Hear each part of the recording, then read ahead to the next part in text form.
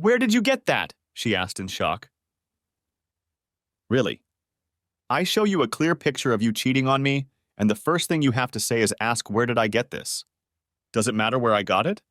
Will my answer to your question change the fact that you are cheating on me with it? I asked my wife of 7 years. Honey, I know it looks bad, and I admit that we kissed, but it's not cheating. As you can see in the picture, we are in full view of many others. We weren't doing anything else, of course, she replied. So that's your main defense? No explanation of who you're making out with or why you're making out like that. You're assuming that because you're not doing it with him in that picture on the dance floor, it's totally fine? I need to know, Tracy. Is that your definition of keeping your wedding vows? Brian, I can see that you're very upset about this. You have nothing to worry about, I swear. We were just caught off guard, and it happened. You don't have to worry about it. Making a big deal out of it won't help anything, she stated firmly. Innocent? Innocent? You still haven't even given me his name. Why should I get upset over someone I don't even know? I spat sarcastically. Does it matter what his name is? If I tell you, you might do something stupid like pick a fight, and he'll wipe the floor with you. I won't let that happen, she objected. I see. Thank you for your honesty and transparency. You've made your choice, now I'll make mine, I replied hotly. I turned around, ran up the stairs, and started packing my suitcase, which I would have enough for about a week. She quickly followed me. What are you doing? What does it look like? Packing a suitcase? But why? Because I can't take any more of your lies and deceit. I need to leave and think hard before I say or do something I might regret, I growled. Don't be silly, Brian. I know you wouldn't hit me for anything in the world. Until today, I knew there was no way in hell you'd cheat on me, so I guess we don't know each other as well as we thought we did. Cheating? Who said I cheated on you? Shouted Tracy. Kissing him wasn't cheating, and you know it. I never cheated on you. There he is, I said sarcastically. What is? A blatant lie. But I've never cheated on you, Brian. I didn't cheat on you with him or anyone else, she shouted. Huh? Then what do you call it? And I held out another picture to her, taken that same night. That's a pretty good picture of you entertaining him, isn't it? But where? How? There you go again. Doesn't it matter where I got the picture from or how I came to it? Does that knowledge somehow change the fact that you really did cheat on me and just lied about it to my face? She dropped the pictures on the floor and sobbed, trying to hug her husband. Stay away from me, Tracy. Communication is a two-way street. I gave you a chance to be honest with me about everything and come clean, but you don't have to think I'm worthy of the truth. I could have stayed and tried to discuss this with you for the sake of our son if you were honest, but you seem to be demanding too much from me. I'm taking my phone. If you ever call me again for any reason other than an emergency with little Bobby, I will block your number. Do I make myself clear? She nodded her head and I walked out, pissed off, frustrated, and hurt to the core. It was Friday night when I checked into the motel.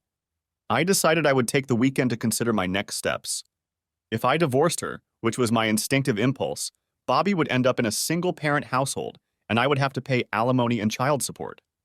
I wish she had given me some sort of explanation or at least apologized. Maybe she didn't have time to think about it. That's why I decided it would be better for us to be apart and think about what direction to take next. The absence of my wife and son was taking a heavy toll on me, and the loneliness was unbearable. I cried until I fainted. Shortly before noon the next day, messages began to arrive. Having received my engineering degree some time ago, I had gotten a job at a local chemical laboratory, which was a packaging facility of a large chemical concern. After 5 years there, I was offered the position of production manager at the flagship research and development center 1,000 miles away. Along with the increased responsibility came a significant salary increase, so we jumped at the chance and moved. We left all our friends and family behind. Tracy got a job in the call center of a large credit card company. The call center employed over 1,200 people, most of whom were Tracy's age. A year after we moved in, little Bobby was born. I convinced her to become a stay-at-home mom since I was being paid well, but she loved the company of her work friends. Her work friends quickly became our friends. We were part of a loose group of 6 to 12 couples who got together on average every 2 months, sometimes at her home, more often at a restaurant or club. The girls were her co-workers, and the guys, like me, consisted of their husbands. That's not to say I didn't have friends where I worked. But Tracy worked tirelessly to ensure that our social calendar consisted mostly of her co-workers. I had no objections as they were all nice enough. The women were all stunningly attractive, as were their husbands. I felt out of place around the debonair and dapper men, but they all treated me the same as the others. It was from this group that my current barrage of messages consisted of. It was clear that Tracy had not only informed them of our problems, but had given them the details, and they were all urging me to give them an audience and help diffuse the situation quickly. I shook my head, amazed at how she kept her attempt from me, yet freely shared the details with our friends. Now I wondered what kind of friends they really were. I don't like other people knowing about my affairs, especially my personal life and the intimate details of my marriage. This situation in itself was disturbing to me. The only person who didn't call or text me was Tracy. She knew I would honor my promise to block her. Cassidy, it seemed to me, was the instigator of everything that was going on. She was Tracy's best friend, and they were in on it like thieves. She wanted me to meet the group at her house on Sunday night at 6 o'clock. My analytical mind guessed that this could be some kind of trap. My car might be blocked, or the guys might try to prevent my escape if I decided to leave the meeting earlier than they wished. I texted back that I would meet them at Angus Steakhouse restaurant. I could park my car so that it wouldn't be blocked, and in the context of a public restaurant, I could leave whenever I wanted. Reluctantly, they granted my request. I agreed to the meeting for several reasons. First, to get answers as to why Tracy did what she did. Second, I wondered what our friends thought about the infidelity. Whose side would they be on? And third, I wondered if any of them were somehow involved in her adventures. Did they know? Had they set it up? If they did know about her extracurricular activities, none of them shared their concerns with me. I never backed down in the face of confrontation. As an account manager, I face almost every possible challenge and know how to keep my cool in almost any environment. I looked forward to learning more so I could make an informed decision or put them on the spot. I left my car in the parking lot of a nearby store and walked over to the restaurant. I realized that the group had arrived much earlier than the agreed-upon time to discuss strategy and prepare for the confrontation. This amused me. There was only one seat at the set table, and it was next to Tracy. She immediately rose to greet me as I approached. I stopped her before she could reach me. If you don't mind, I'd like to sit at the far end of the table, away from her if you all don't mind. But if you don't mind, I can comfortably sit at the other table, I explained. Cassidy spoke quickly before Tracy could respond. Of course Brian is okay with that. Jared, how about giving Brian a seat at the end of the table? Please, Brian, have a seat. You're our guest tonight, so your dinner is already paid for. Why don't we all go ahead and order? Our group was in a separate dining area of the restaurant used for overflow. They must have taken care to shield it from prying eyes. Everyone quickly placed their orders, and that task was accomplished. Before I let Cassidy or anyone else take over the conversation, I was determined to get at least one answer before moving on. I handed out 2 copies of the photo of Tracy and the mystery man kissing on the dance floor, one on the left and one on the right.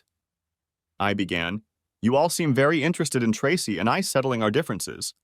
I was shocked that she told our personal matters to someone before she and I even had a chance to discuss them on our own. But it just shows her continued disrespect for me and our marriage. Cassidy started to speak, but I interrupted her. Before any discussion begins, I want an answer, and right now. Look closely at this picture. Do you see that man? She refuses to give his name. I'm sure at least one of you here knows who he is. You all say you want to help us solve our problems? Well, what I need help with most right now is information. If none of you can be honest with me and provide the facts as they are, then we have nothing more to discuss. There was complete silence at the table. Even the talkative Cassidy hesitated to speak. Neither of them offered to say they didn't know the man, nor did they offer to tell me who he was. I had my own answer. Thank you for your time. I hope someone is really hungry and can eat my steak. I've just lost my appetite. No one here seems interested in helping us repair our relationship. I apologize. I got up from the table and left. Tracy called out after me, begging me to come back, but no one else did. It was obvious that our friends were her friends, not mine. Tracy, Cassidy, and the rest of the group were stunned. They had planned to have a reasonable discussion with me, but I had blindsided the entire meeting with my stubborn demand. It would take some serious strategy to get through to me, and they weren't ready for that at the moment. I didn't mention it at the restaurant, but I was on my way out of the motel. I stopped at a fast food joint and grabbed a bite to eat. When I got home, I talked to the babysitter Tracy had hired for the evening, paid her, and thanked her for her services. I then gulped down my food and began to quickly move my clothes and personal belongings into the spare bedroom. I had already been to the local hardware store over the weekend and bought a pair of locks with identical keys, similar to the ones on our front and back doors. I installed them on the spare bedroom door and the hall bathroom door, keeping only the keys for myself, not to avoid a verbal altercation with Tracy, but so she wouldn't try to physically seduce me in the shower or in the middle of the night when I was asleep. Once settled in the house, I happily played with my 3-year-old son, who was the light of my life, before bathing him and putting him down for the night. Tracy must have realized I was home because my car was in the garage when she pulled up to the house at 10:15 p.m. They must have had a real brainstorming session. Either she was with her lover again, and I had no idea which one was true, as sad as that sounds.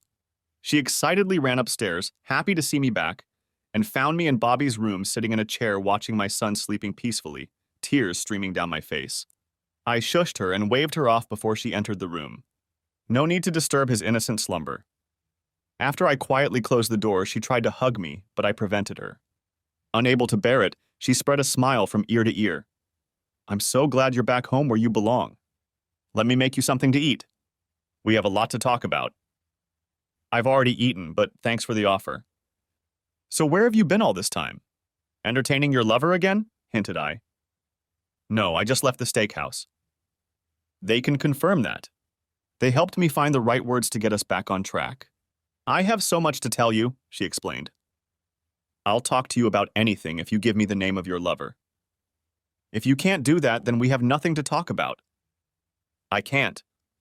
I just can't," she said sullenly. "I wish you would keep to me, your husband, at least half the devotion you keep to your lover. I will stay in the spare bedroom until further notice. Please stay away from me and never touch me. Who knows what disgusting diseases you now carry inside you? But I won't let your horrors keep me away from my son. He needs me as much as you do. If you ever decide you're ready to talk, your next words to me will be the name of your lover. But if you're willing to sacrifice our marriage to protect him, then so be it. However, I don't want you to speak another word to me until you are ready to give up your lover's name. For all I know, you're going behind my back preparing to take our son and move in with him tomorrow." She walked away, sobbing and lowering her head. A week went by, during which Tracy and I enjoyed talking to Bobby, but unfortunately we didn't say a word to each other. Finally, on Monday night after work, upon returning home, I was faced with a surprise. Everything was fine before I entered the house, but apparently they wanted to surprise me. As I walked into the kitchen to see what we were having for dinner, a crowd of people piled in from the adjoining rooms and surrounded me. It was a group of Tracy's couple friends. They all seemed to be here, and they couldn't wait to see me again. Nothing was said that would cause annoyance, but I felt like they were walking on eggshells. The first words out of my mouth were, "Where's Bobby?" I decided that adult conversations should not take place around my son. "I've already dropped him off at the babysitter's and she's made arrangements for him to stay the night," Tracy explained. "I see," I said in surprise. There had been some pre-planning that I hadn't been privy to, but I didn't see any of your cars parked on the street. "We all wanted to surprise you, Brian. So we all parked a block away from the house and walked. We couldn't risk you just driving by after seeing all of our cars," Cassidy objected. "Well, you all certainly caught me off guard. What's the matter? Why are you all here? Has something changed recently that I don't know about?" I inquired. "Yes, honey," Tracy began. "Why don't we all go into the living room and explain everything? I'm ready to answer your question right now." "Sure. But first I need to go to the bathroom for a minute. I just got home." "I'll be right there." "Why don't you all go ahead?" I went to the restroom in the hallway, peed, flushed, and washed my hands. Turning on the recording on my cell phone, I slipped it into my shirt pocket where the camera lens was barely visible in case anything interesting happened, and joined the crowd in the living room. I was surprised to see 2 other people there who hadn't been in the kitchen before. I immediately recognized the asshole Tracy was cheating with, sitting next to a pretty woman slightly younger than him. Tracy began, "Brian, you've already met everyone except Elliot Franklin and his wife Gail. They've been part of our company of friends for a long time, but you've never met them before. I realize this may come as a shock to you, but you were so insistent on finding out who he was that we all consulted and decided this was the best way to find out his name. If you try to attack him, all the guys here have agreed to come between you. We don't want anyone to get hurt today. So you finally gave me a face, huh? It's a little late to worry about me getting hurt, isn't it? I stated sarcastically. Oh, I get it. Neither of you were worried for a second about hurting me, were you? All you cared about was keeping the boy Wonder safe and sound, didn't you? Don't worry. I'm not going to touch that bastard. I don't want to catch any of the diseases he may have already infected Tracy with. Everyone present let out a groan of disappointment. Cassidy jumped in. Brian, we understand your frustration. Can we speak calmly and professionally as friends while this situation is being handled? We are trying to give you what you asked for. You wanted his name and now you have it. We assumed you would also want to talk to him, and as you can see, we have already arranged that. However, Elliot doesn't need me to speak for him or on his behalf. He is perfectly capable of speaking for himself. Our role today is merely to introduce you to each other. After the introductions, Elliot rose to his feet and held out his hand. I'm afraid we've gotten off to a bad start. I hope that by the end of this meeting we can be friends, or at least polite to each other. I promise to always treat you with respect and courtesy, and I hope you will do the same, Brian. May I call you Brian? He asked, extending his hand to me. I made no movement in response to his gesture, keeping my hands at my side. First of all, since we're just now meeting for the first time, Mr. Franklin, I prefer you call me Mr. Wilson. I can't imagine that our friendly relationship would warrant such familiarity. Secondly, you have just promised to treat me with respect and courtesy after you have already shown me blatant disrespect. And yet I am supposed to flippantly ignore your extreme insolence and treat you politely in return? Fair enough, Mr. Wilson. My suggestion was solely in reference to our conversation today. I was not referring to past incidents or incidents. If you will allow me, I would like to talk to you about what happened between me and Tracy, your wife. Please do not say her name in my presence or refer to her as my wife. That title may be short-lived and unpleasant for me. I am evaluating the pros and cons of divorce, which I am sure you are already aware of. How should I address her then, Mr. Wilson? You may refer to her as the woman I married, and for the moment I will accept that. Very well, Mr. Wilson. I would like to tell you what happened between the woman you married and me. I hope I can put the circumstances in a light that you will find acceptable. I am all ears, Mr. Franklin. Please enlighten me, I asked. The arrogant man took a deep breath and began to make his point. Look around this room, Mr. Wilson. What do you see? I'll tell you what you see. You see a room full of exceptionally attractive women and men, including the woman you married and yourself. Do you think that's a coincidence? Doesn't it strike you that your best friends, a group you've enjoyed socializing with countless times, turn out to be far more attractive than the average man or woman you meet? This group inevitably came together like birds of a feather. As the friendships grew, so did the intimacy and expressions of friendship. Every person in this room is in a happy, stable, and committed relationship. That is our first and foremost goal. When each person is confident in their relationship with their soulmate, we will realize that no forces on earth can separate us from each other. And every one of us here believes the same about you and the woman you married. He continued, Take my wife here, Gail. She is as great to me as any woman in this room, and we plan to spend the rest of our lives together. No man in this room, including you, will ever be able to take her away from me. And that knowledge gives me the confidence to share her with others for our good and the good of others in our group. We both learn and grow more than we could by remaining monogamous. It's an outdated and archaic term that no longer binds people together the way true love does, consisting of trust, intimacy, understanding, sharing, and opening horizons to great and beautiful things in our marriage.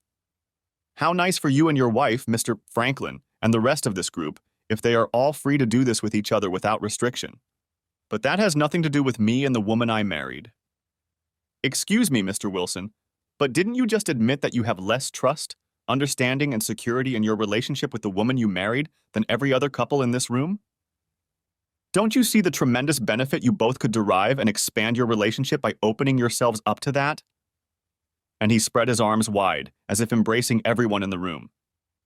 If what you say is true, Mr. Franklin, then you just called every woman in the room a whore, including the one I married.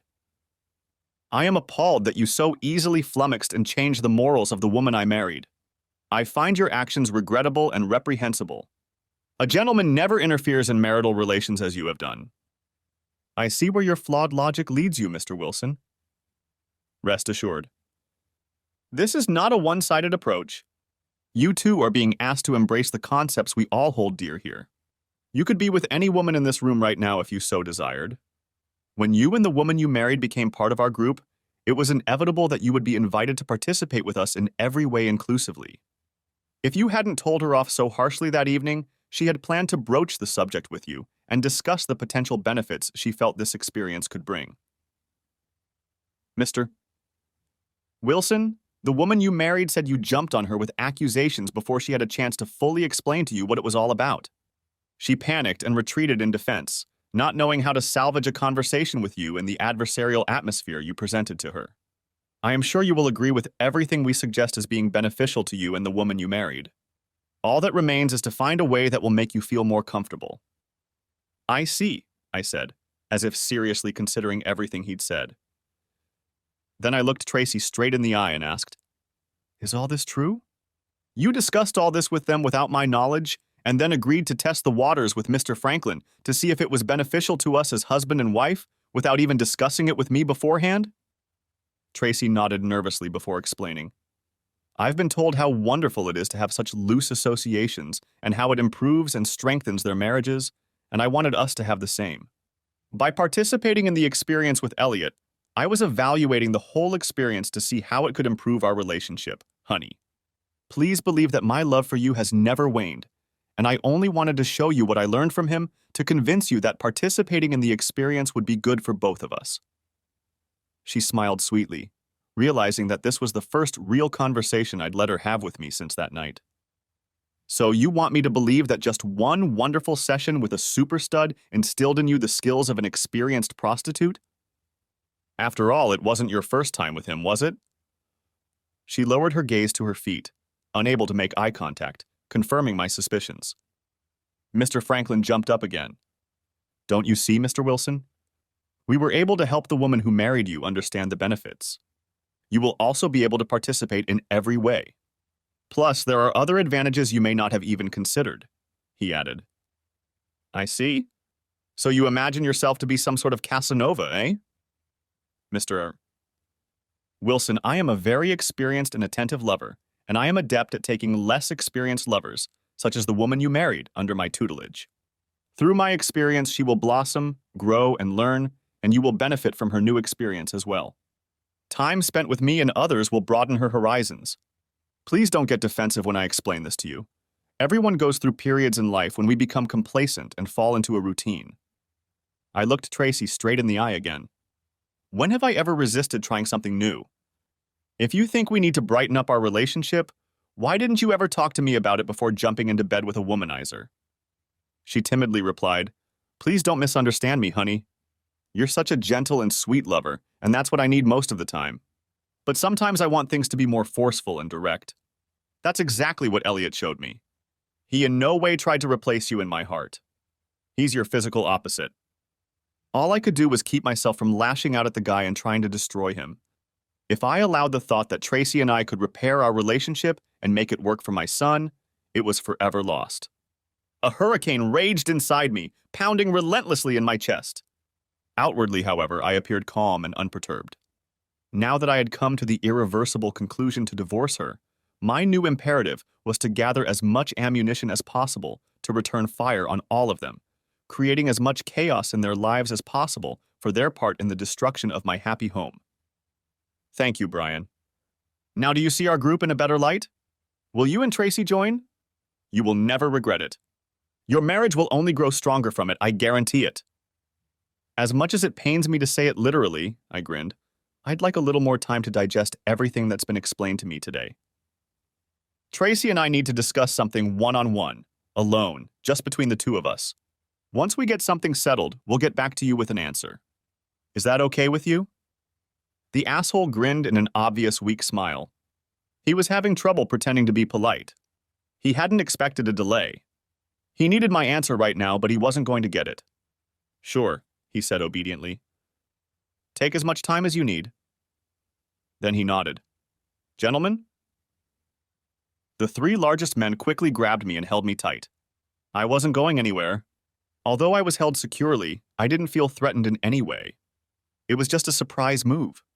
Tracy walked over, pulled my cell phone out of my shirt pocket, and started clicking all the videos she had taken.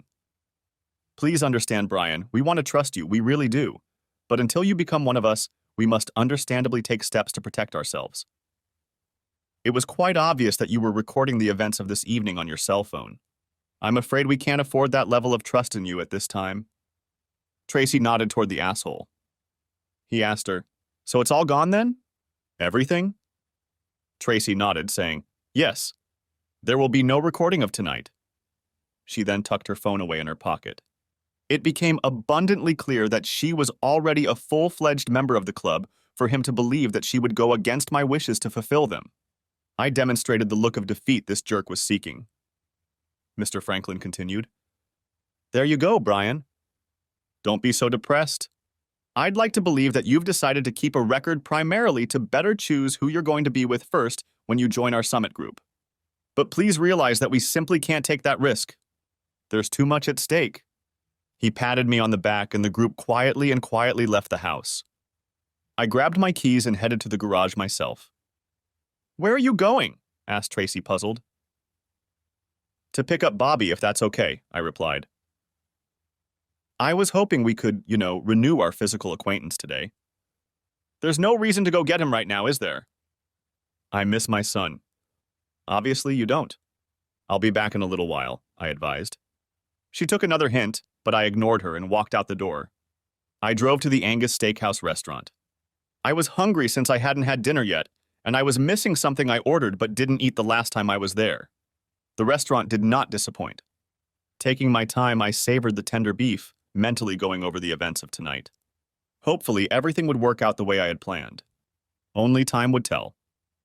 The kind Mrs. Stevenson thanked me for the generous tip I'd paid her over and above her usual hourly rate. I might have to depend on her in the near future, and I wanted to make an acquaintance with her in addition to Tracy. Bobby was thrilled to meet Daddy, and he couldn't stop cackling all the way home. I gave him a bath and fed him before putting him down for the night. Tracy informed me that she was cooking something light for us since we hadn't eaten. I informed her that I had already had a snack, and she should take care of herself and not worry about me. Offended by my pettiness, she brushed me off, not wanting to upset Bobby with the upcoming conversation. Since it was Monday night and we both had to work tomorrow, I got ready for bed. She wanted to talk. What's going on, Brian?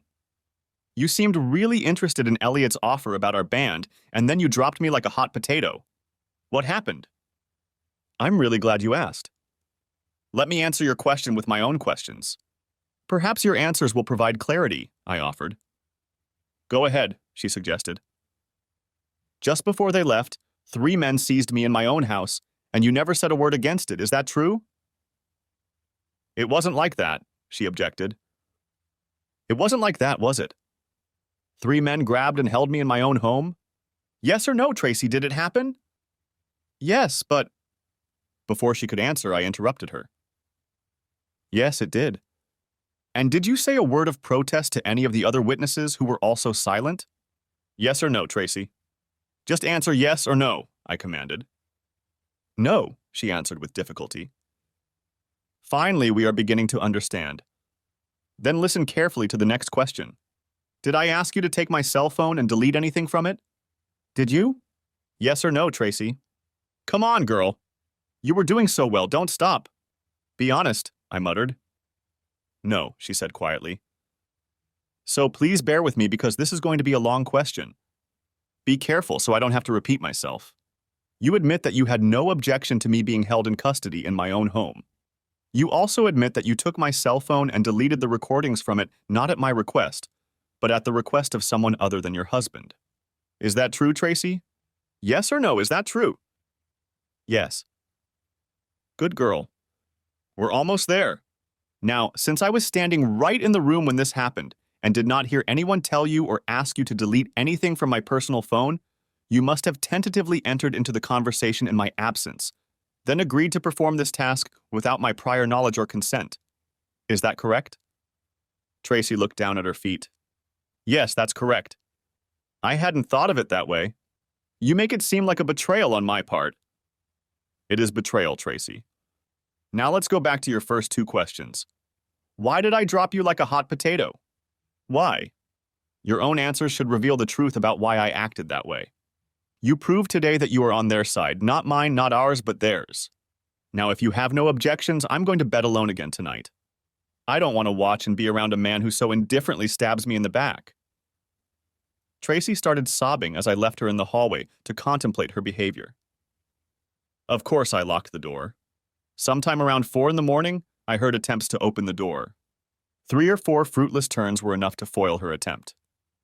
Tuesday morning, I was talking to the vice president in charge of the facility where I worked. Dan, could you recommend a divorce attorney for me? I mean a good one that will fight as hard for the husband as he will for the wife? Please tell me you're not asking for one for yourself, Brian, Dan pleaded. Unfortunately, I am. I assumed a man of your position should be aware of such matters. You seem to know the rest, I grinned. I'm good friends with Ted Russ. He's our contact with the firm that handles all of our legal matters. I'm sure he can give you the name of a good man. Let me give him a quick call and get back to you right away. Thanks, Dan. And no need to talk, Brian. This will remain just between you and me. I respect the other person's personal space. You don't know how good that feels to hear. Thank you, Dan.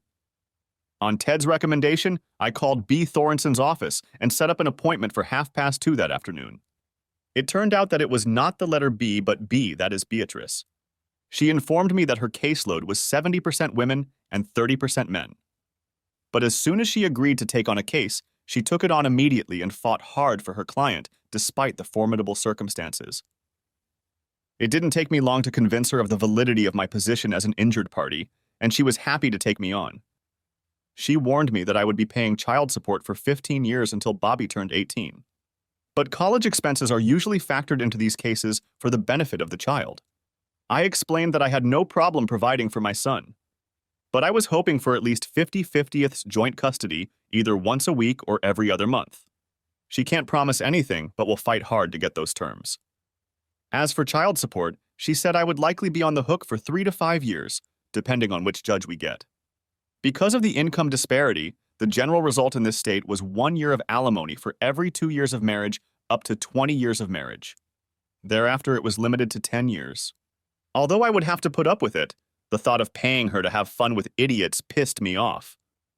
Expecting our family to grow, Tracy and I rented the house we'd lived in for the past 4 years and diligently studied house plans and vacant lots on which to build our dream home.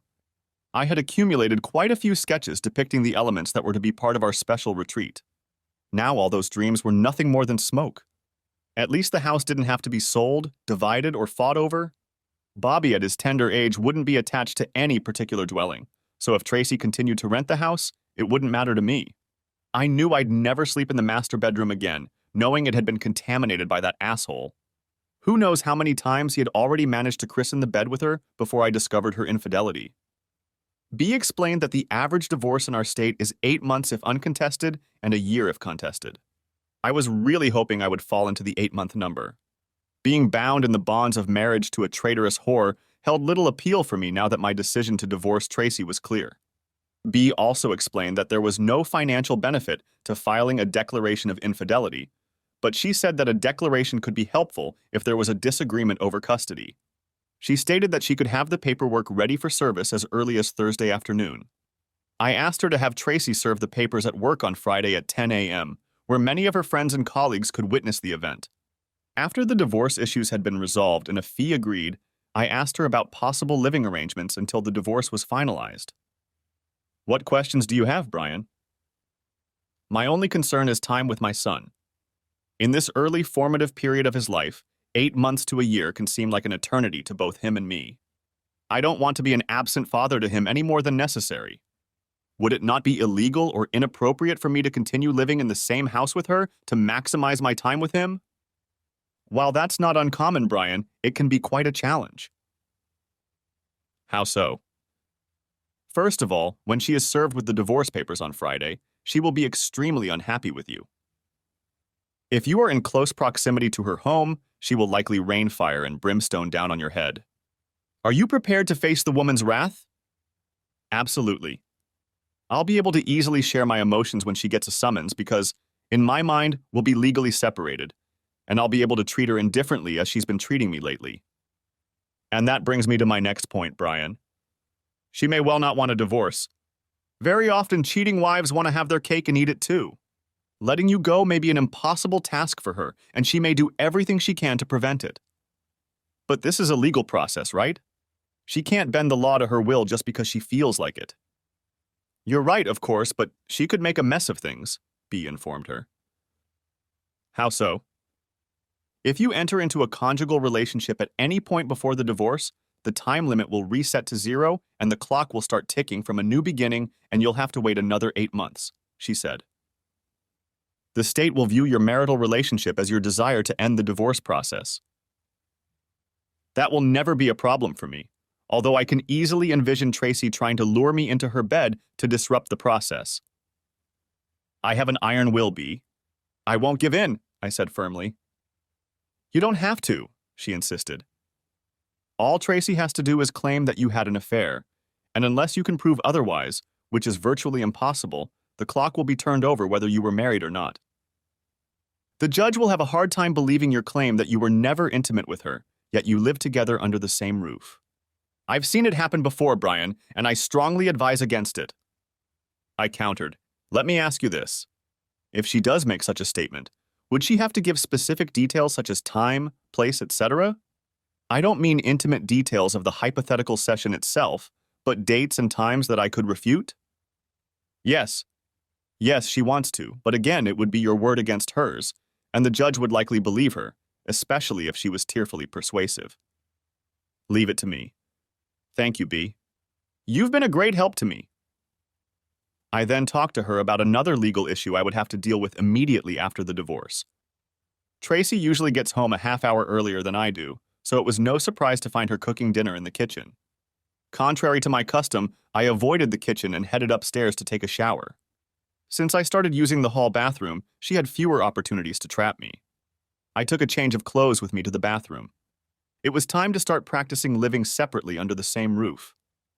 When I emerged from the bathroom fully dressed, she was waiting for me in the hall.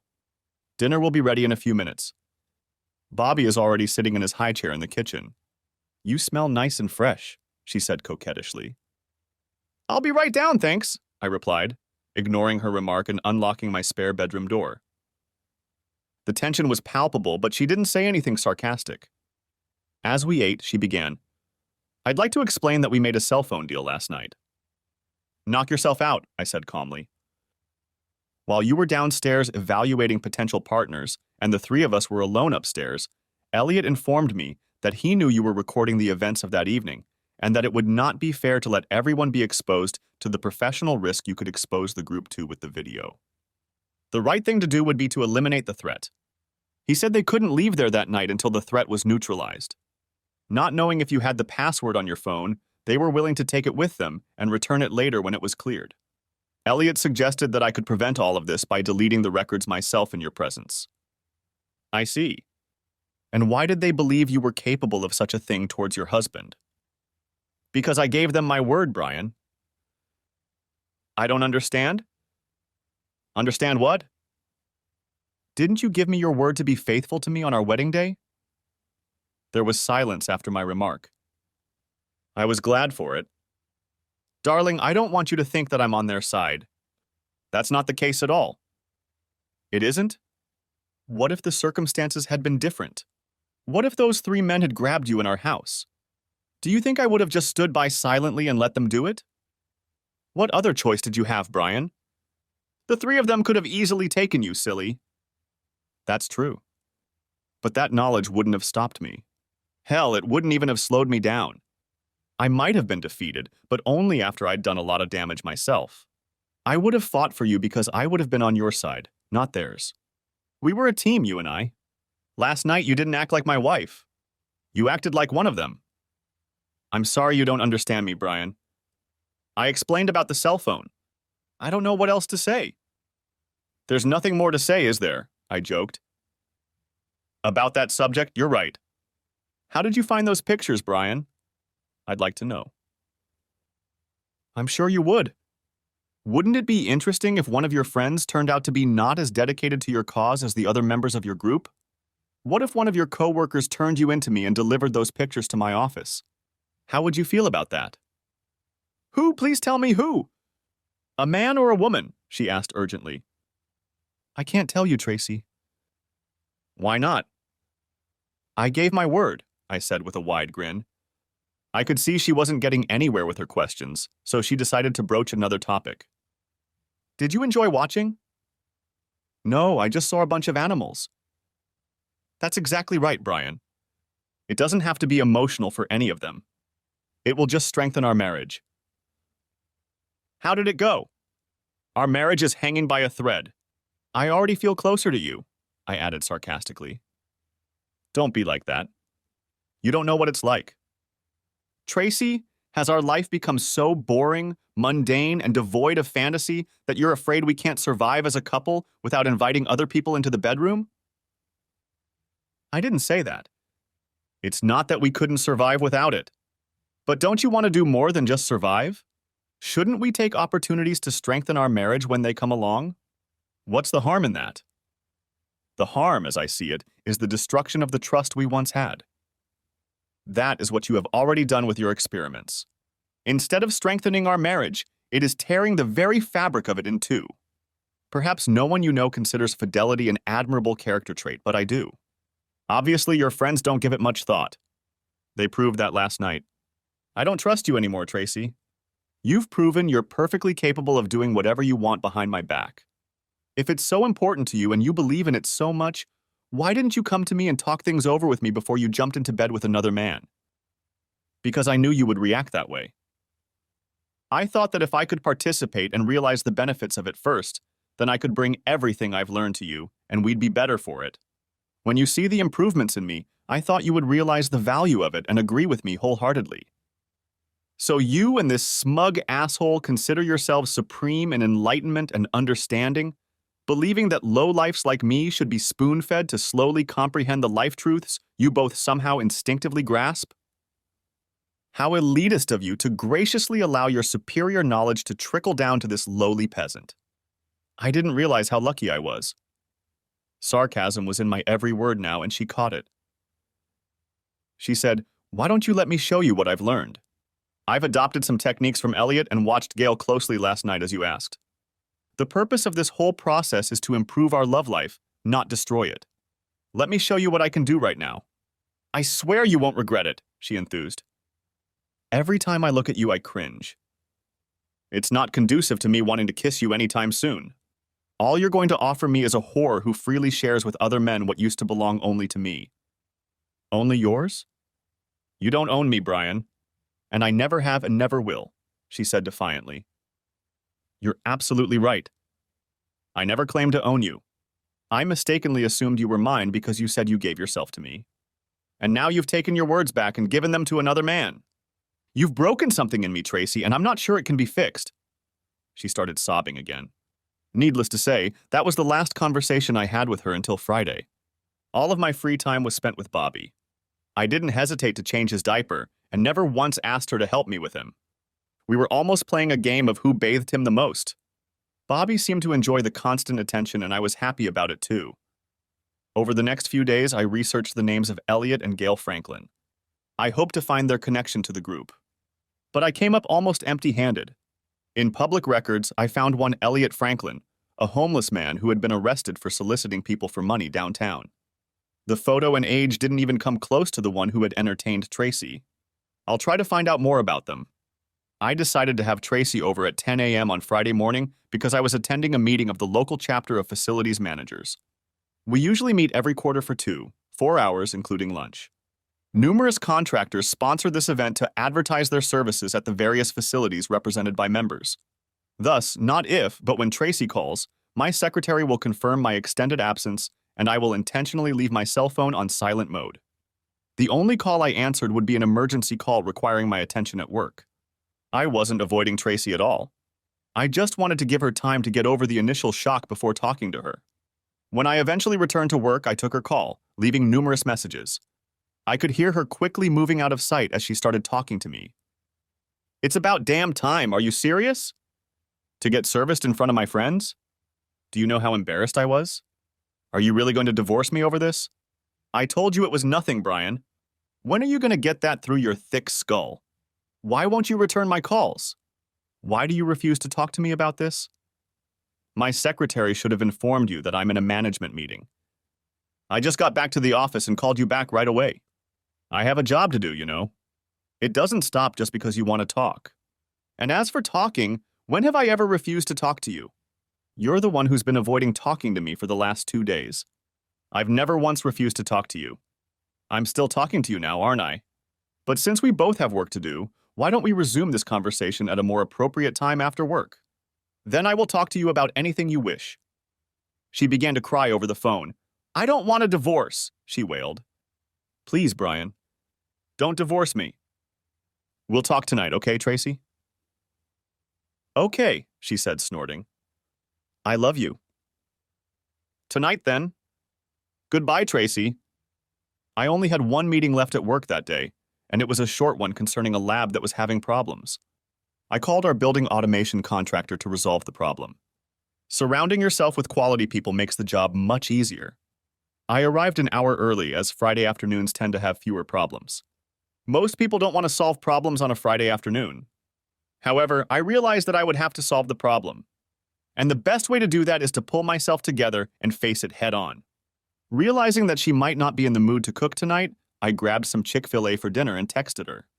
She arrived shortly after I did. I grabbed his diaper bag and carried Bobby into the house from her car. She rushed to me, hugging me as I held our boy in my arms, knowing I wouldn't harshly rebuke her or upset Bobby. I set him in his high chair and helped feed him. Babies can be sloppy eaters, of course. He is at the stage where he likes to throw food, so there is very little food left on his tray for him to throw. She thanked me for the takeout food.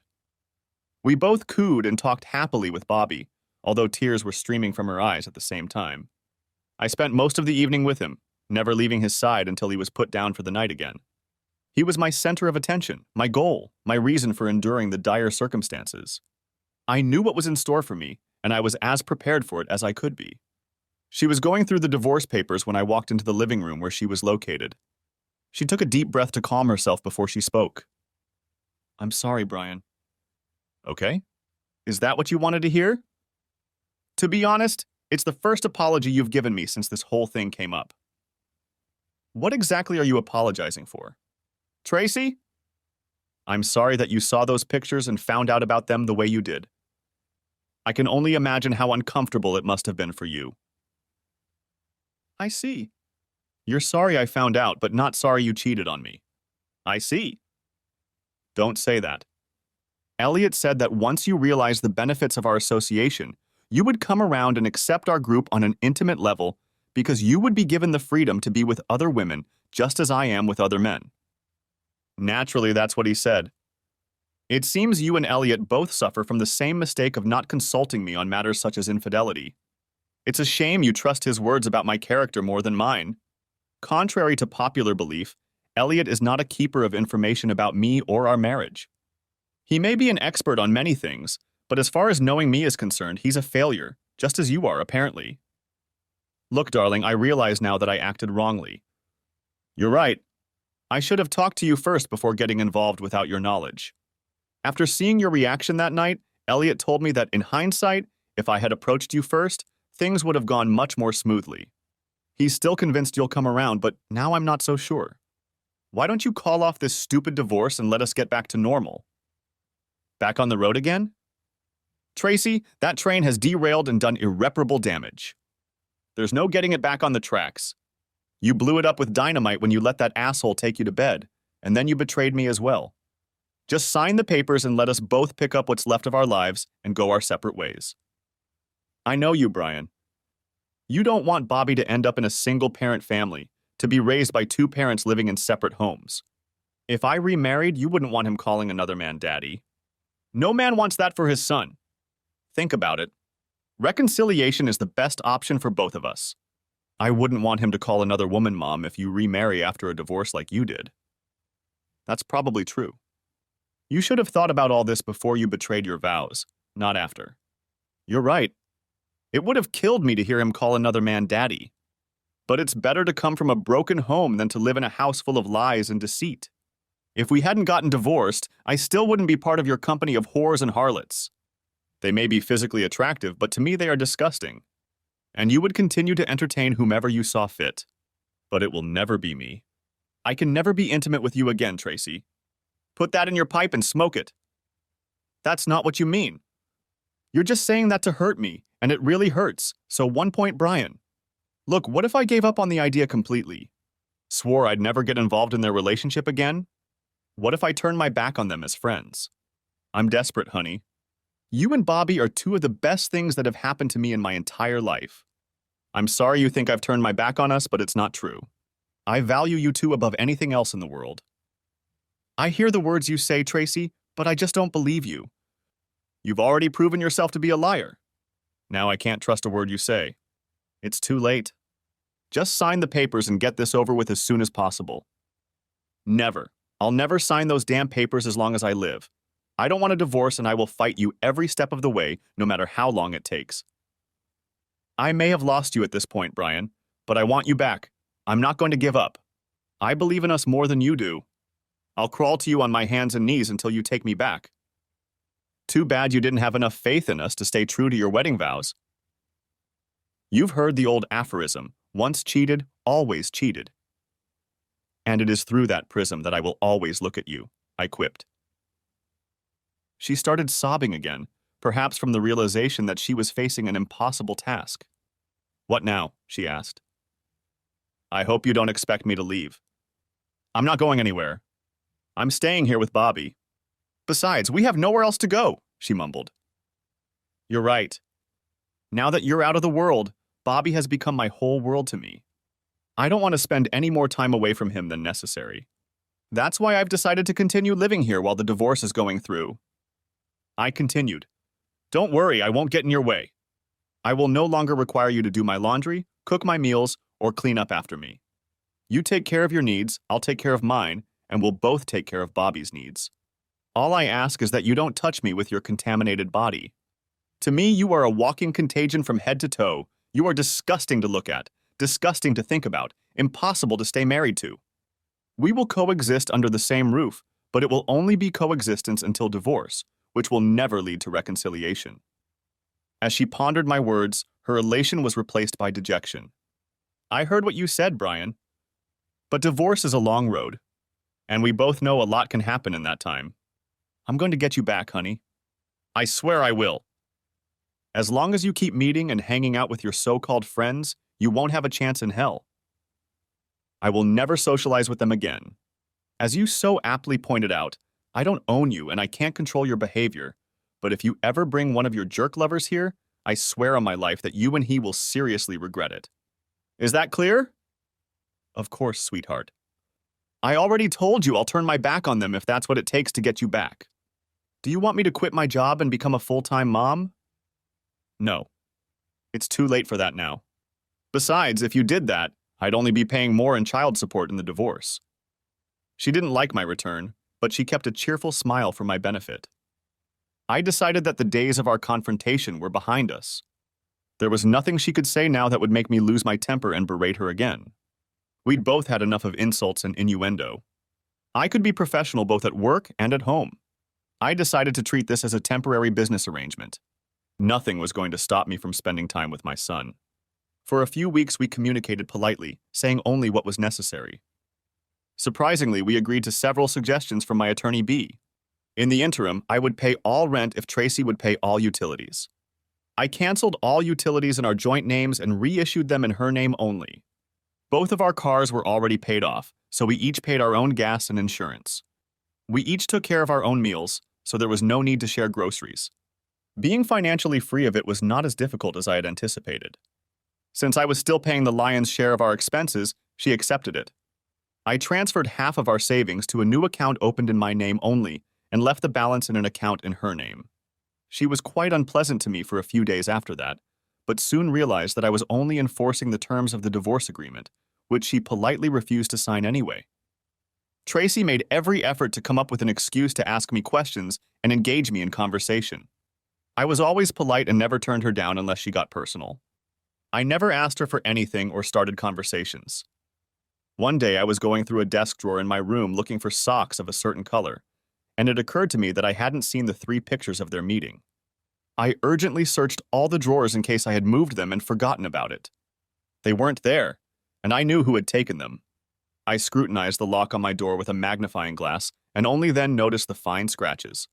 She would never have been able to pick the lock on her own. She must have called a locksmith to do it for her and produce a key. That was the only explanation. The next day, I bought 2 new identical locks and installed them on the bedroom and bathroom doors and hid the only new keys back in my pocket. She didn't want me to know that she could get into my room anytime she wanted, and I didn't want her to know that she no longer had access until she tried again. Her continued betrayal to protect her lover further confirmed that my decision to divorce was the right one. Now I wondered if she would lie and claim that her date with Elliot never happened. After a few months of détente, she began periodically asking me to take her out to eat or to go to a movie, in general to anything resembling a date or a couple's activity. I always politely declined such offers. I could see that she was getting nervous. She was used to going out with her friends a few times a month. She really wanted to be with them again, but she remembered her promise not to socialize with them. Then I started receiving calls and messages from them, inviting me to go out or even stay alone if I wanted to. After each such call or message, I blocked the number without answering it to prevent a repeat. In mid-December, she invited me to attend a Christmas party in her company. I politely declined, citing that I had promised to babysit a little boy, but told her to have a good time. We had always gone there together in the past. The following weekend was my company's party. I had planned to go alone, but she didn't want to do it. In the evening, she took Bobby to the babysitter's house. I cleverly left for the party without saying a word to her. Apparently, she soon followed me in her car and quickly found me at the party. As usual, she was stunningly beautiful. She tried to make small talk with me in the presence of others, but I had little interaction with her. When I was alone with him, Vice President Dan asked if we had made up. I explained the situation and he only laughed, saying that I had the courage to live under such circumstances. However, I made it clear that I didn't want to waste time with my son for this time. He understood my position. Leaving the party, I went straight to the babysitter's house and picked up Bobby. He slept all the way home. I expected Tracy to be bitterly disappointed and rake me over the coals after the party, but she was so pleased just to be with me on any excuse that she seemed grateful for the few crumbs of attention she had inadvertently received in a public setting. Tracy wore very few clothes around the house at all times.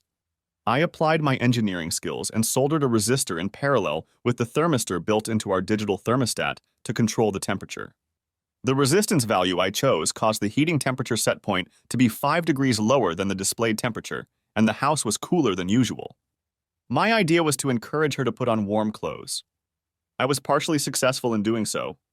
2 weeks later, I removed the fixed value resistor, restoring normal, accurate operation. At least I tried.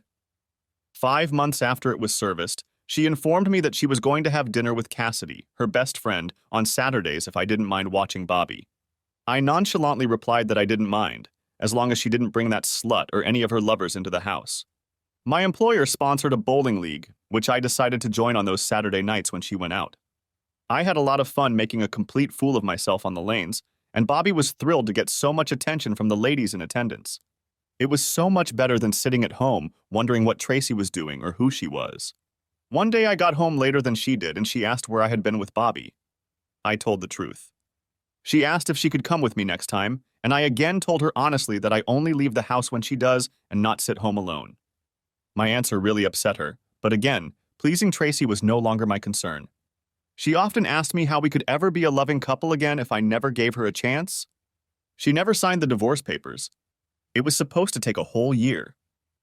6 months after the service, B. Thorenson, my attorney, contacted me and informed me that Tracy's attorney had successfully argued for 10 mandatory marriage counseling sessions, 2 a week. I had to attend them and couldn't just sit and be silent for the entire session. I had to answer every question the counselor asked me. I asked her if I could repeat the same simple short sentence for every question. B said she didn't care what I said as long as I said something relevant to our marriage. I thanked her and hung up. Of course, Tracy's lawyer made sure the marriage counselor was the kind of person who favors the wife and readily vilifies the husband. I didn't care what the therapist thought of me as long as I followed the letter of the law. To every question and statement from Tracy and the therapist, I replied, I don't want to stay married to a promiscuous woman. Not a few minutes later, they were both frustrated and angry with me. But while my repeated remark was terse, it also applied to our marriage. I endured the barrage of verbal abuse hurled at me by both women with a smile on my face. I did not raise my voice, call anyone names, or use vulgar language. After the fifth unsuccessful session, the therapist canceled the remaining sessions, citing unproductivity and waste of time. The remaining months passed without change. I continued to spend every spare minute with Bobby and could tell that he felt that special bond I had worked so hard to create. 4 days before the divorce hearing date, Tracy moved out of the house and took Bobby with her. I was also served with a restraining order to stay away from both of them until the court date. Subsequently, B contacted me with 2 scoops. I tried to warn you, Brian. She claims that on 3 separate occasions you coerced her. She didn't report it at the time of the events because she was hoping for reconciliation, saying it was a price she was willing to pay to keep her child in a 2-parent household. However, according to her, the last time you demanded she felt ill, then you allegedly forced her. Hospital documents submitted by her attorney show several bruises as evidence. She has countersued for full custody, allowing you only infrequent visits under CPS supervision. I'm afraid she's got you stumped. Is any of what she claims true?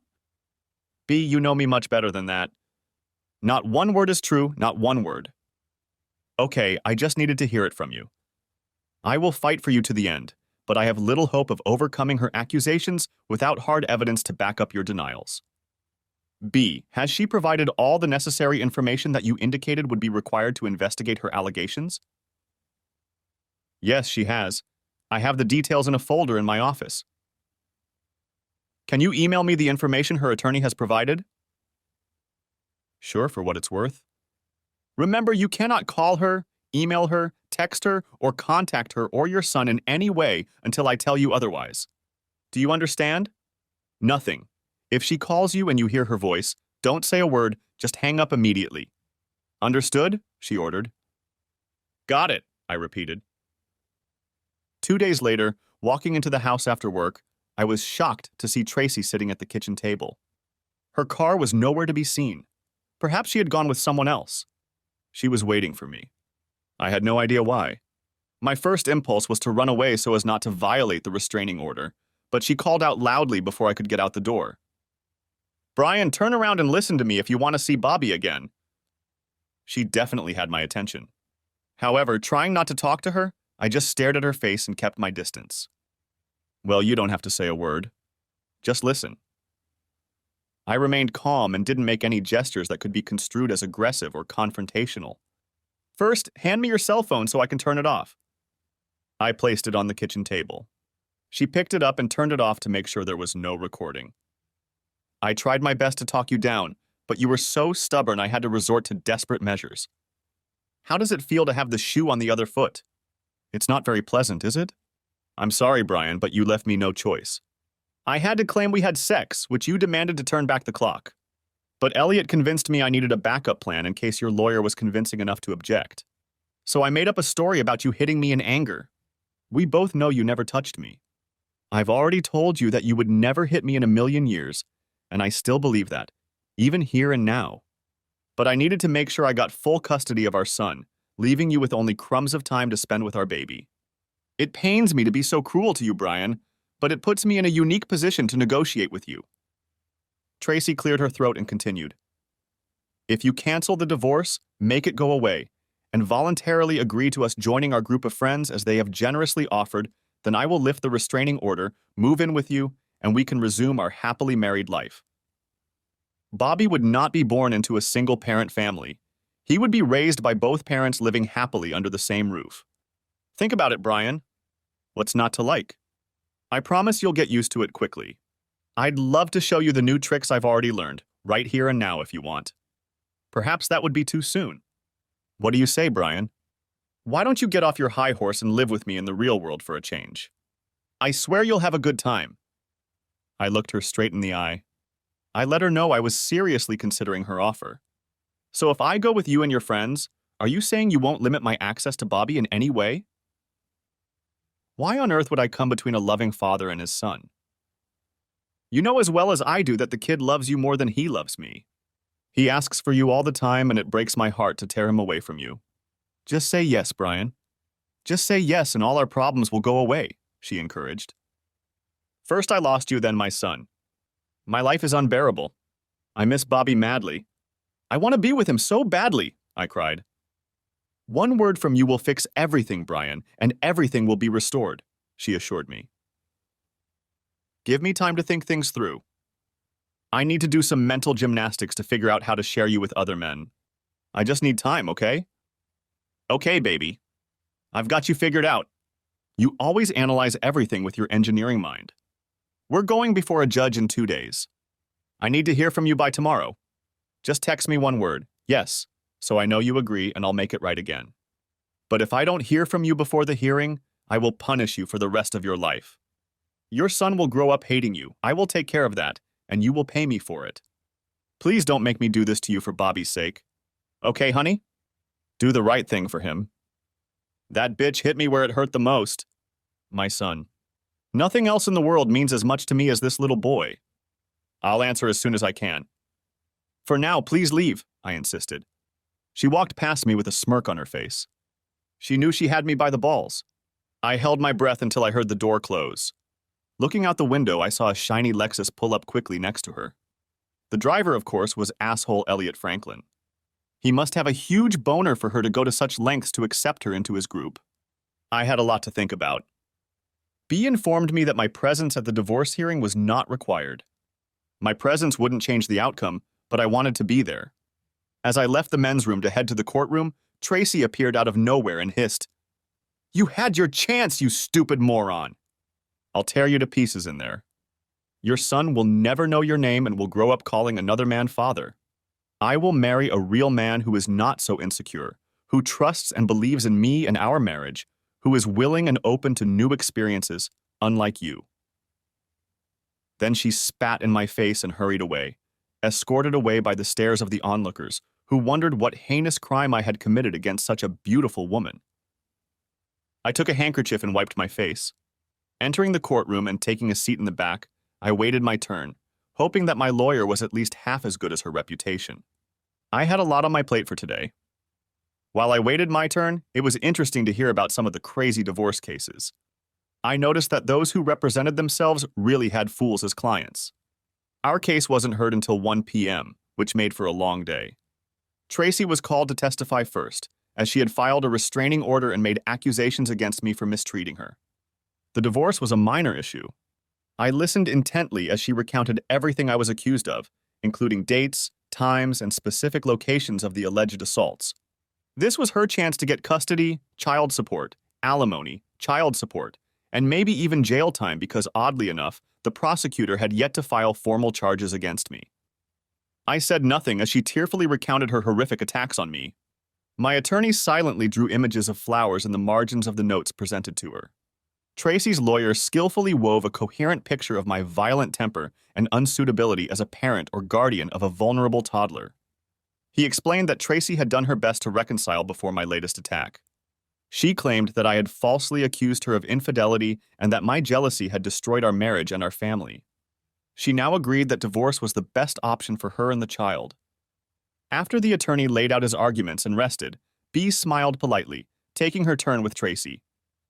"I want to clarify and confirm for the record that you are absolutely certain of the dates, times, and locations of the attacks you accuse Mr. Wilson of."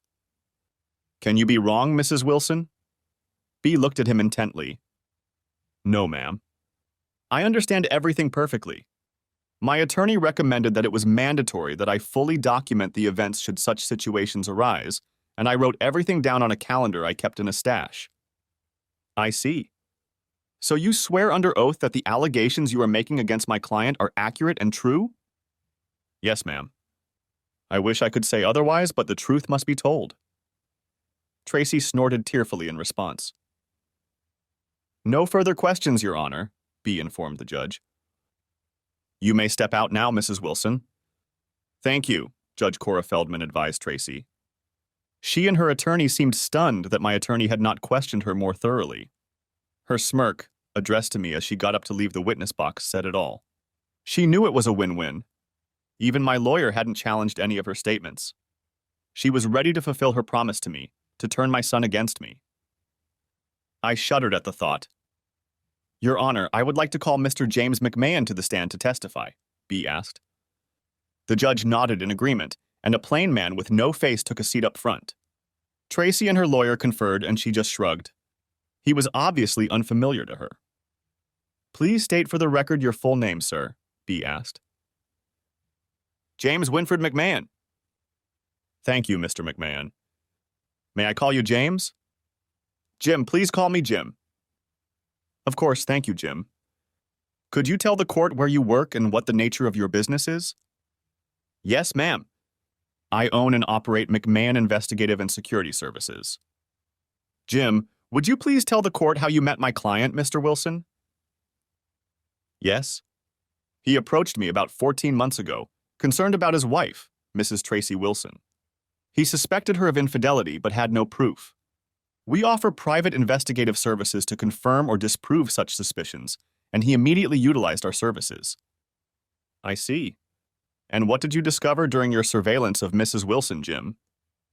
We were able to gather evidence of her infidelity and provided him with 3 photographs of her in bed with another man. Were the photographs you provided him with the only existing copies of her dating? No, ma'am. We store all photos and videos in secure cloud storage. We are well aware of the need for chain of evidence and are fully licensed agents respected in this and several other circuit courts. We have all of the originals. Mr. Wilson has only been provided with copies. And do you have other copies of these same images, sir? Yes, we do, right here. I can confirm that they are copies of the uncorrupted originals. Thank you, Jim. Your Honor, if it pleases the court, we would like to admit into evidence these 3 copies of the original photographs taken by McMahon Investigative Services. The judge accepted the photos, reviewed them, nodded, and handed them to the bailiff for processing. Thank you, Your Honor. So, Jim, is that the end of your association with Mr. Wilson? No, ma'am. He was concerned that her affair with an unknown gentleman might be an ongoing affair and asked me for guidance on how to determine if it was an ongoing affair. I recommended that Mr. Wilson install hidden miniature surveillance cameras and microphones throughout the house that could be monitored at all times.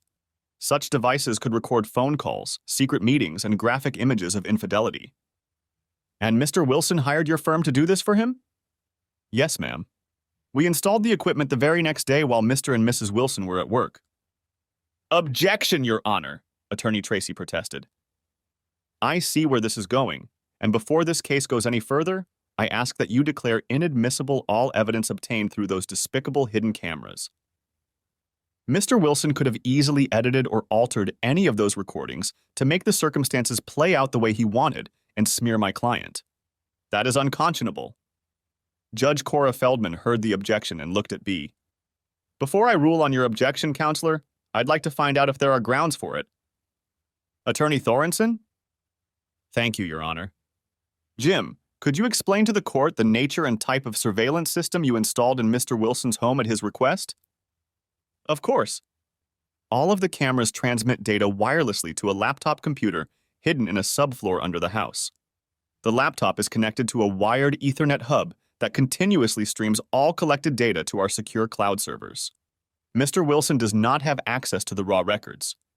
The laptop does not store any local records or files other than the web address to which streaming content is sent and stored. The only way for Mr. Wilson or anyone else to access these files is to contact my firm. I strongly recommended this option to him to ensure that the chain of evidence is constantly monitored. Of course, we provide Mr. Wilson with information that we believe is useful to him and inform him of the circumstances after reviewing the records. All of Mr. Wilson's involvement with the system is limited to the monthly replacement of the batteries in the camera transmitters. Judge Feldman smiled at Jim and nodded. I've seen you in my courtroom before, Mr. McMahon. Your firm has an excellent reputation. The objection is overruled. Thank you, Your Honor, B cheered. Jim, you heard the testimony of Tracy Wilson accusing my client of assault. She held out a piece of paper to him. Here are the dates and times of the alleged assaults as portrayed by Tracy Wilson. In your opinion, Jim, do you think her accusations have any merit? No, ma'am, they don't. What makes you so sure, Jim? When your office provided us with those specific dates, times, and locations, my staff went back and reviewed the archival recordings made on those dates and at those locations at Mr. Wilson's home. In all cases, the recordings show a fairly quiet home where Mr. Wilson is happily playing with his son and Tracy Wilson is alone in another room of the house. There was peace and quiet in the Wilson home at the time of the alleged assaults. There were no incidents of violence recorded on the video footage.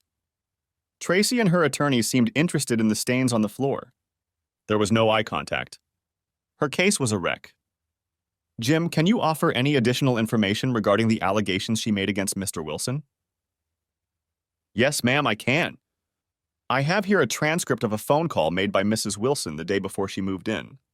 It's only her version of the conversation, of course, but in it she clearly says that she hates to see her husband, whom she says she loves very much, being treated this way, but that someone else beating her up so she could claim it was him is quite obvious. She has stated that she is going to use this as leverage against him to convince him to give in to her wishes. Objection, Your Honor, that's hearsay, her attorney grumbled. If need be, I can provide the original tapes of her saying all those words in her own voice, but that transcript is a mirror image of the words she said on the phone to someone other than her husband, offered Jim indignantly. Tracy's lawyer sat down and did not object again. B said, "Thank you, Jim, for your expert testimony. No further questions, Your Honor," and sat back down. Judge Feldman looked at Attorney Tracy. "Would you like to question this witness, counselor?" Defeated, he said, "No questions, Your Honor." Judge Feldman ordered, "You may leave the room, Mr. McMahon." "Thank you." After my private investigator took his seat, the judge continued. "I see what's going on here. An innocent man is being accused of crimes that it is obvious to the court that he did not commit, in an attempt to sway the court toward full custody of the mother's child. In doing so, Mrs. Wilson perjures herself. Perjury is a third-degree felony and can result in up to 36 months in prison. The transcript of this hearing will be forwarded to the district attorney for possible prosecution. It is my hope that he will press charges against you, Mrs. Wilson. I hereby grant full custody of the child, Bobby Wilson, to his father, Brian Wilson. Tracy Wilson will have visitation rights at Mr. Wilson's discretion. Mr. Wilson, I urge you to be generous with visitation. Your child needs to spend time with his mother." I nodded to the judge in agreement. She continued. "As for child support, I am inclined to award it, given how ruthlessly Mrs. Wilson has treated her husband. But I am not without compassion. Alimony in the amount of $1,000 per month, payable on the first of each month, is awarded to Tracy Wilson for a period of 3.5 years or 42 months. Each of you will keep your automobiles. The checking and savings accounts will be divided equally between the spouses based on the balances in the accounts as of the date the divorce petition is filed. Each party will retain their retirement accounts. Because Mr. Wilson will have primary custody of the child, the court will not award child support. Mr. Wilson, as custodial parent, I grant you the right to make decisions regarding your current residence. Do you want to stay there or move?" I stood up. "Your Honor, I have no desire to live there any longer than necessary. Tracy can continue to rent the house if she wants. In any case, I'm moving out." "Very well, Mr. Wilson. The lease on the present residence will be left to Mrs. Wilson." "Mrs. Wilson?" Tracy staggered to her feet and rose to her feet. "You have a maximum of 8 hours to return the child to Mr. Wilson. If you refuse to comply, you will be held in contempt of court. Is that understood?" "Yes, Your Honor," she said tearfully. "Good, the judge has allowed it. I suggest you take appropriate action before you leave this building today. All restraining orders are lifted, and I grant the petition for divorce in Wilson v. Wilson. You should both receive divorce decrees within 30 days. Tracy cried with despair as she realized she had lost her family. She turned to me to comply with the judge's order. "If you don't mind, Brian, I'll bring Bobby to your house tonight after dinner. I'd like to be with him for a few more hours before I turn him over to the judge." "That won't be necessary, Tracy. I've just been waiting to see how this trial ends. I've already got my eye on a new apartment, and I'll have some friends help me move there as soon as I get out of here.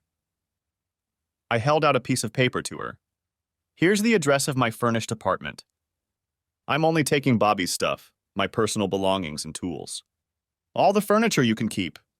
Bring Bobby to this address tomorrow at noon. I should be settled in by then. She nodded sadly at me. If anything, I'm sorry, very sorry. This is not the outcome I envisioned.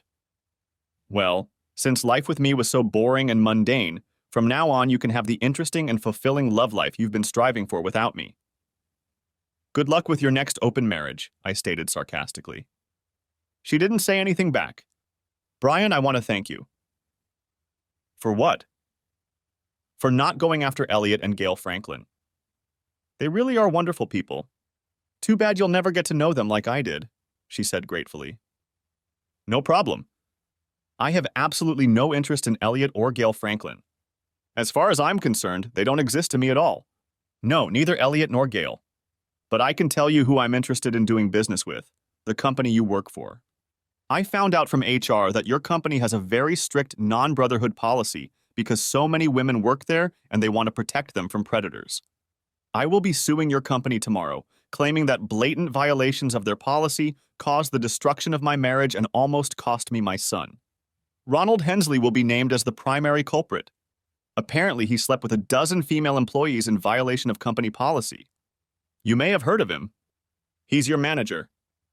Tracy stood puzzled, opening and closing her mouth like a fish in water. I continued. As it turns out, Ronald has a lovely wife, Lydia, and 2 elementary school-age children. I don't know if she knows about his antics with other women. But don't worry, I'll make sure she knows everything, including Rita Consuela, the woman he claims he's been married to for so long and his greatest love on earth. You may know her as Gail. But why? Why did you do it? His wife and children don't deserve to be destroyed like this, she pleaded. Why? He destroyed my marriage. Why shouldn't I destroy it?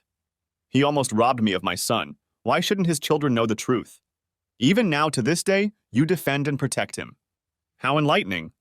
If you stick around a while longer, Tracy, you might be able to get the man of your dreams, your extraordinary lover. Something tells me he could be divorced within a year or less. The only downside to a lover is that he too could be unemployed very soon, just like all your other call center girlfriends. It seems that their silence when they don't condemn Ronald's disgusting behavior also violates company policy. You want us all fired? But how am I going to support myself now? She objected. Oh, don't worry. Your job is safe. I promised your company that I wouldn't publicize this as long as they kept you on staff. To think, you could eventually start your own group of whores. I can only imagine how wonderful your life will be when I'm no longer in your way. Once you explain to them how lasciviousness has strengthened our marriage, I'm sure the ladies will be bursting with desires to join you. You may have a hard time hiring another manager. Perhaps one of the husbands will take on a leadership role. Just imagine all the exciting new possibilities, enthused I. But why are you protecting my job and firing everyone else? She babbled.